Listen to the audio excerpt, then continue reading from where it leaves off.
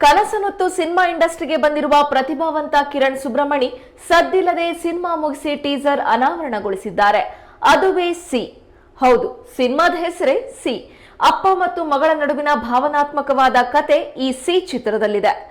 ಚಿತ್ರರಂಗದಲ್ಲಿ ಮೊದಲಿನಿಂದ ಗುರುತಿಸಿಕೊಂಡವರು ಸಿನಿಮಾದಲ್ಲಿದ್ದವರ ಮಕ್ಕಳು ಮಾತ್ರ ಸಿನಿಮಾ ರಂಗಕ್ಕೆ ಬರಬೇಕೆಂಬ ಅಲಿಖಿತ ನಿಯಮ ಹಿಂದೊಮ್ಮೆ ಇತ್ತು. ಆದ್ರೆ ಬದಲಾದ ಕಾಲದಲ್ಲಿ ಈ ಓಬಿರಾಯನ ಕಾಲದ ಡೈಲಾಗ್ಗಳು ಈಗೀಗ ಮೂಲೆಗೆ ಸೇರಿವೆ. ಯಾಕಂದ್ರೆ ಈಗ ಟ್ಯಾಲೆಂಟ್ ಒಂದೇ ಮಾನದಂಡ. ಇದಕ್ಕೆ ಕೈಗನ್ನಡಿ ಎಂಬಂತೆ ಕನ್ನಡ ಚಿತ್ರರಂಗಕ್ಕೆ ಅನೇಕರು ಕನಸನ್ನೊತ್ತು ಬರ್ತಾ ಇದ್ದಾರೆ.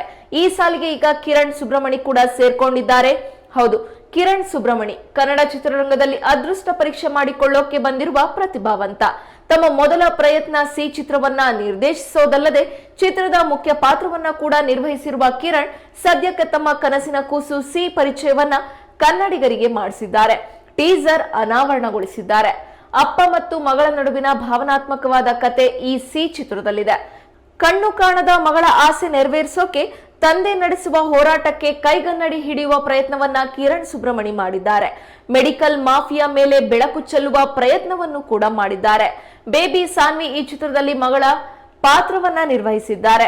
ಶ್ರೀಧರ್ ರಾಮ್, ಪ್ರಶಾಂತ್ ನಟನ, ಆರ್ಯ, ಮಜಾ ಭಾರತ ಪಾಟೀಲ್, ಮಧುಮಿತಾ, ಚೈತ್ರ, ನಿರ್ಮಲಾ, ನಂದನ್ ಹೀಗೆ ಅನೇಕರು ಚಿತ್ರದಲ್ಲಿದ್ದಾರೆ.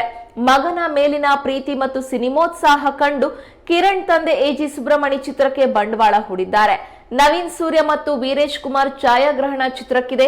ಎಬಿ ಮುರಳೀಧರನ್ ಸಂಗೀತ ನಿರ್ದೇಶನದ ಜವಾಬ್ದಾರಿಯನ್ನು ವಹಿಸಿಕೊಳ್ಳೋದ್ರ ಜೊತೆ ಚಿತ್ರಕ್ಕೆ ಸಹ ನಿರ್ಮಾಪಕರಾಗಿ ಕೂಡ ಕೆಲಸ ಮಾಡಿದ್ದಾರೆ.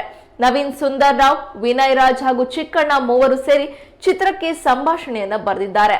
ಅಂದಹಾಗೆ ಕಿರಣ್ ಸುಬ್ರಮಣಿಗೆ ಇದು ಮೊದಲ ಪ್ರಯತ್ನವಾದ್ರೂ ಸಿನಿಮಾದ ಅಕ್ಷರಾಭ್ಯಾಸವನ್ನು ಅನೇಕರ ಬಳಿ ಕಿರಣ್ ಮಾಡಿದ್ದಾರೆ. ಹಗಲಿರುಳು ಸಿನಿಮಾವನ್ನೇ ಧ್ಯಾನಿಸಿದ್ದಾರೆ. ಇವರ ಈ ಶ್ರಮಕ್ಕೆ ಪೂರಕವಾಗಿ ಈಗಾಗಲೇ ಹಿಂದೆ ಬಿಡುಗಡೆ ಮಾಡಲಾಗಿದ್ದ ಕಂದ ಕಂದ ಹಾಡು ಪ್ರೇಕ್ಷಕರ ಗಮನವನ್ನು ಕೂಡ ಸೆಳೆಯುವಲ್ಲಿ ಯಶಸ್ವಿಯಾಗಿದೆ. ವಿಶೇಷ ಅಂದ್ರೆ ಈ ಹಾಡನ್ನ ವಾಸುಕಿ ವೈಭವ್ ಹಾಡಿದ್ದಾರೆ. ಹೀಗೆ ಹಾಡಿನ ಬೆನ್ನಲ್ಲೇ ಈಗ ಬಿಡುಗಡೆ ಮಾಡಲಾದ ಟೀಸರ್ ಕೂಡ ನಿಧಾನಕ್ಕೆ ಎಲ್ಲರ ಚಿತ್ತವನ್ನ ಕದಿತಾ ಇದೆ. ಲಕ್ಷಕ್ಕೂ ಅಧಿಕ ವೀಕ್ಷಣೆಯನ್ನ ಕಂಡಿದೆ.